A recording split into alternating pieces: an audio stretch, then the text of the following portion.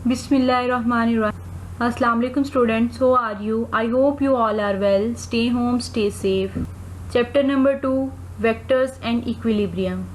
Today we are discuss about vector addition by rectangular components. ये नहायत important topic है, ठीक है, और पेपर में 12 दफ़ा आ चुका है, तो आपने इस टॉपिक को अच्छे तरीके से समझने की कोशिश करनी है और इसको अच्छे तरीके से तैयार भी करना है, ठीक है। तो सबसे पहले हम फिगर को ही एक्सप्लेन कर लेते हैं। जैसे कि फिगर में आपको नजर आ रहा है कि हमारे पास क्या है, 2 वेक्टर्स हैं, एक वेक्टर ए है और दूसरा वेक्टर बी है, जिसे हमने प्रेजेंट किया है लाइन ओ एम के और ओ एन के जरिए, ठीक है।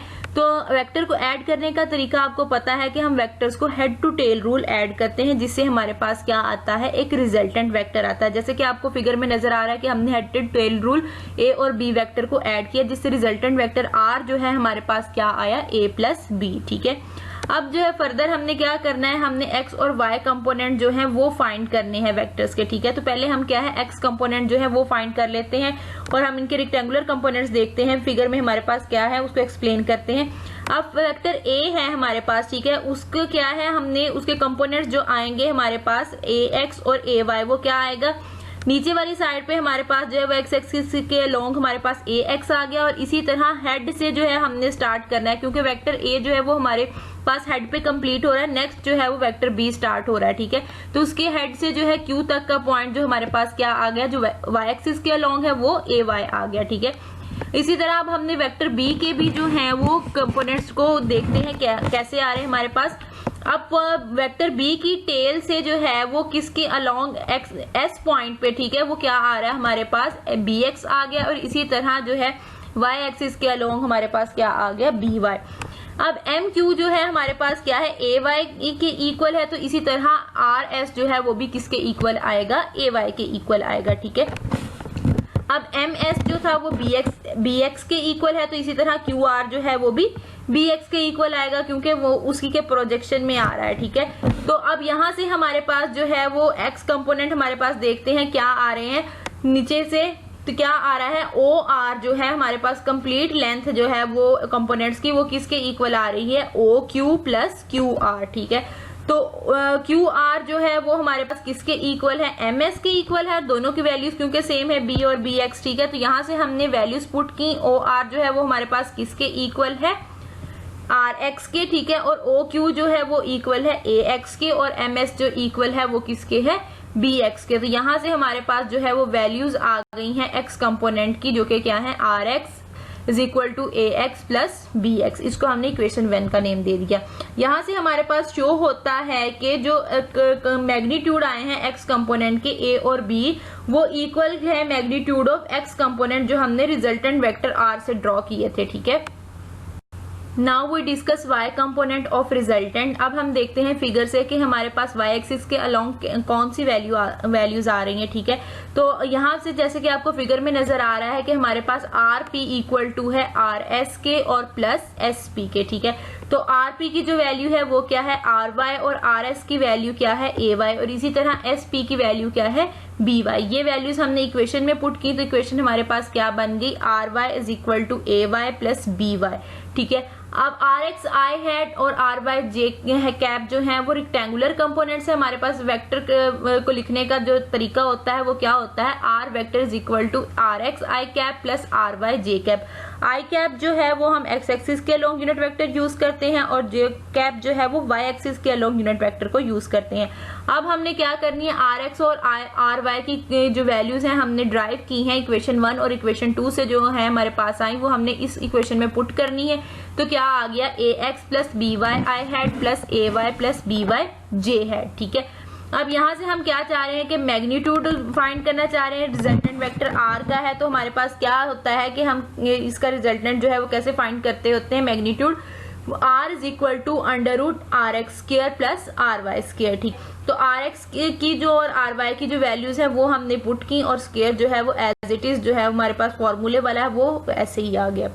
Okay, now find the direction of resultant vector R. जैसे कि हमने प्रीवियस लेक्चर में भी डिस्कस किया था कि हम tan थीटा के जरिए जो है वो रिजल्टेंट वेक्टर फाइंड करते होते हैं। तो tan थीटा जो है हमने वैल्यूज देखी थी उसकी कि हमारे पास क्या होती है, परपेंडिकुलर ओवर बेस, ठीक है। तो परपेंडिकुलर जो है इसमें हमारे पास क्या है, वो आर वाई है, और जो बेस है वो क्या है, आर एक्स है, ठीक है। तो हमें थीटा की वैल्यू चाहिए, तो tan इनवर्स इस साइड पे आएगा तो tan इनवर्स बन जाएगा, ठीक है। आर वाई और आर एक्स की जो वैल्यूज आई वो हमने इस इक्वेशन के अंदर पुट की, तो क्या इक्वेशन बन गई हमारे पास, theta is equal to tan inverse A Y plus B Y over A X plus B X, ठीक है। अगर हमने अब तो हमने डिस्कस किया कि ये दो वेक्टर्स के लिए हमने डिस्कस किया कि अगर हमारे पास एक कोई वेक्टर सी हो, डी हो, ठीक है, तो फिर हम इन जनरली फॉर्म में जो है वो इसको कैसे लिखेंगे, आर जो मैग्नीट्यूड हमने डिस्कस किया था उसको हम कैसे लिखेंगे, A X plus B X plus C X and so on, ठीक है। इसी तरह चलता जाएगा और इसी तरह थीटा की वैल्यू जो अभी हमने फॉर्मूला ड्राइव किया उसके अंदर हम जो है वो इसी तरह वैल्यूज आएंगी, ठीक है। ओके, समरी है हमारे पास जो हमने अभी इक्वेशंस ड्राइव की हैं उनको हम एक दफा रिकॉल कर लेते हैं कि कौन सा स्टेप जो है वो कैसे कैसे करना है, ठीक है। सबसे पहले हमने क्या करने हैं, एक्स और वाई कंपोनेंट जो हमारे पास गिवन वेक्टर होगा उसके एक्स और वाई कंपोनेंट्स फाइंड कर लेने हैं, ठीक है। दूसरे स्टेप में हमने क्या करना है कि एक्स कंपोनेंट जो वेक्टर हैं तमाम वेक्टर्स के एक्स कंपोनेंट उनको ऐड कर लेना है। आर एक्स जो है वो रिजल्टेंट वेक्टर उसका एक्स कंपोनेंट फाइंड करने के लिए। इसी तरह क्या है, वाई कंपोनेंट्स तमाम वेक्टर्स के ऐड कर लेने हैं रिजल्टेंट वेक्टर आर वाई का वाई कंपोनेंट फाइंड करने के लिए, ठीक है। फोर्थ स्टेप है हमारे पास कि हमने उनका मैग्नीट्यूड फाइंड करना है। मैग्नीट्यूड जो है हम वो कैसे फाइंड करते हैं, R is equal to under root R X square plus R Y square, ठीक है। थर्ड स्टेप जो है हमारे पास, हमने जो है आर रिजल्टेंट वेक्टर हमारे पास आएगा उसकी हमने डायरेक्शन देखनी है कि डायरेक्शन कौन सी है, तो डायरेक्शन जो फाइंड करते हैं हम वो थीटा के लिए हमने पहले भी प्रीवियस लेक्चर में डिस्कस किया हुआ है, theta is equal to tan inverse R Y over R X. ये तो ये सारा प्रोसेस है जो हमें क्या वैल्यूज बताएगा कि क्या है कि vector addition by rectangular components के लिए कौन कौन से स्टेप जो है वो कैसे कैसे करने हैं, ठीक है। Now we discuss determination of angle theta. इसमें हमने ये देखना है कि जो एंगल थीटा है वो हमारे पास कौन से क्वाड्रेंट में लाई करता है, ठीक है। तो इसके लिए हमारे पास कुछ फॉलोइंग स्टेप्स हैं वो देखते हैं हम। First find phi by the following relation. हमने इस रिलेशन के जरिए फाई फाइंड करना है। फाई हमारे पास क्या है, फाई रिजल्टेंट वेक्टर का वो एंगल है जो एक्स एक्सिस के सबसे ज्यादा करीब जो है वो लाई करेगा, ठीक है। तो आर और वाई के साइंस जो हैं हमें वो बताएंगे कि आर जो है वो कहाँ पे लाई करेगा, ठीक है। रिजल्टेंट वेक्टर जो है आपका वो कहाँ पे लाई करेगा, उसका एंगल जो है वो किस साइड पे बनेगा, ठीक है। आर एक्स एंड अब यहाँ पे हमारे पास कुछ कंडीशंस है उनको हम वन बाय वन डिस्कस करते हैं। R X and R Y are positive. जब आर एक्स भी आपके पास यानी कि एक्स एक्सिस पे भी आपके पास पॉजिटिव वैल्यू हो और वाई एक्सिस पे भी पॉजिटिव वैल्यू हो, तो जो है आपका एंगल थीटा वो कहाँ पे लाई करेगा, फर्स्ट क्वाड्रेंट में लाई करेगा, ठीक है। जैसे कि आपको यहाँ पे फिगर में नजर आ रहा है, वहां पे एंगल जो है हमारे पास फाई बन रहा है तो वो किसके इक्वल है, थीटा के इक्वल है, ठीक है। अब अगर हमारे पास आर एक्स जो है वो नेगेटिव हो और आर वाई जो है वो पॉजिटिव हो, यानी कि एक्स एक्सिस पे हमारे पास क्या है, नेगेटिव वैल्यू आ रही हो और आर वाई पे जो है हमारे पास वाई एक्सिस पे पॉजिटिव वैल्यू आ रही हो, तो तब आपका जो थीटा है वो कहाँ पे लाई करेगा, सेकंड क्वाड्रेंट में लाई करेगा, ठीक है। अब यहाँ से आपने देखना है कि जैसे कि आपको फिगर में नजर आ रहा है, थीटा का एंगल यहाँ से वाई एक्सिस से स्टार्ट नहीं होगा, थीटा का एंगल जहां से हमने फर्स्ट से स्टार्ट किया था वहीं से स्टार्ट होगा, ठीक है। तो अब यहाँ पे हमें पता है कि जो स्ट्रेट एंगल होता है वो 180 का होता है। अब अगर हम 180 में से फाई एंगल इसका बन रहा है अब उसमें से माइनस कर देंगे तो हमारे पास थीटा की वैल्यू आ जाएगी, ठीक है।